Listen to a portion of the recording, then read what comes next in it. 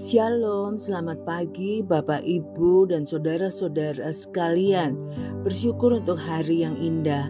Mari kita berdoa untuk menyiapkan hati kita mendengarkan renungan firman Tuhan pagi ini. Selamat pagi Bapa di surga, bersyukur untuk penyertaan-Mu sepanjang malam hingga hari ini kami bangun dengan tubuh yang sehat. Terima kasih untuk kasih-Mu yang tidak pernah habis dalam hidup kami.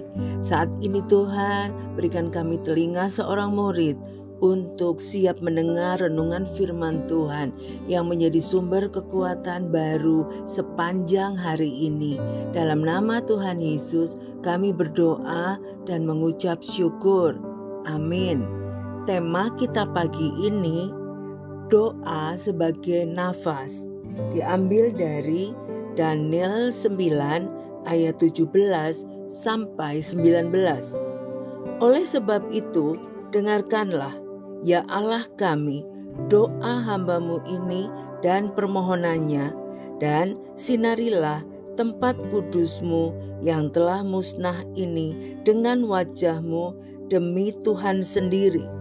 Ya Allahku, arahkanlah telinga-Mu dan dengarlah, bukalah mata-Mu dan lihatlah kebinasaan kami dan kota yang disebut dengan nama-Mu, sebab kami menyampaikan doa permohonan kami ke hadapan-Mu, bukan berdasarkan jasa-jasa kami, tetapi berdasarkan kasih sayang-Mu yang berlimpah-limpah. Ya Tuhan, dengarlah. Ya Tuhan, ampunilah.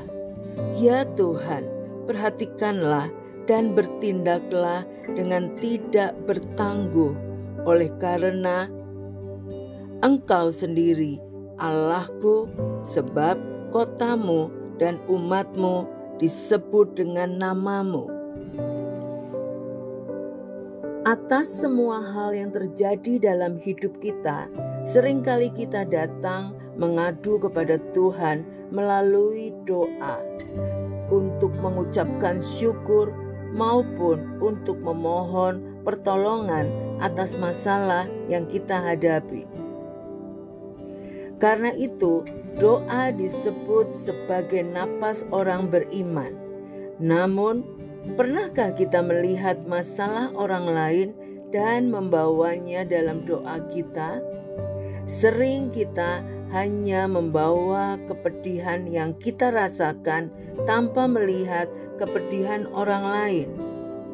Dalam pembuangan yang membuat bangsa Israel merasakan kepedihan, Daniel memanjatkan doa kepada Allah. Kita bisa melihat beberapa hal yang menarik dari doa Daniel. Ia tidak serta-merta mengajukan permohonan. Sebaliknya, ia bersedia merendahkan diri dan memohon pengampunan atas dosa-dosa bangsa Israel. Ia juga tidak berdoa untuk keselamatan dirinya sendiri, melainkan untuk keselamatan bangsa Israel.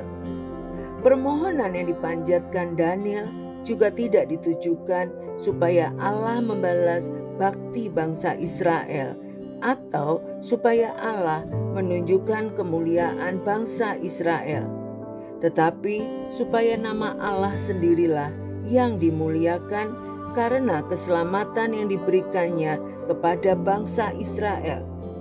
Belajar dari doa Daniel tersebut, kita patut melihat bagaimana kita berdoa selama ini.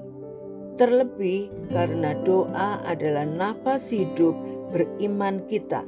Seperti udara yang digunakan untuk bernafas oleh semua makhluk, begitu juga doa yang kita panjatkan seharusnya juga berdampak untuk kebaikan orang lain.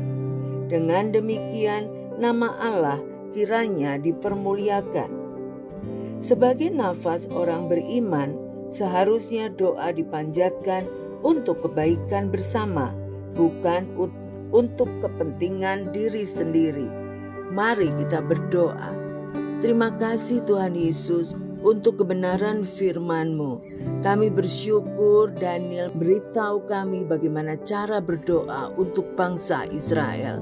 Dan saat ini kami juga bersyukur Tuhan, kami bisa sepakat berdoa untuk bangsa Indonesia. Kami mau menjadi berkat bagi bangsa kami. Ampuni bangsa kami. Biarlah bangsa ini mengalami pengalaman pemulihan dan Tuhan bekerja di tengah-tengah Indonesia. Berkati bangsa kami dan biarlah bangsa kami memuliakan nama-Mu.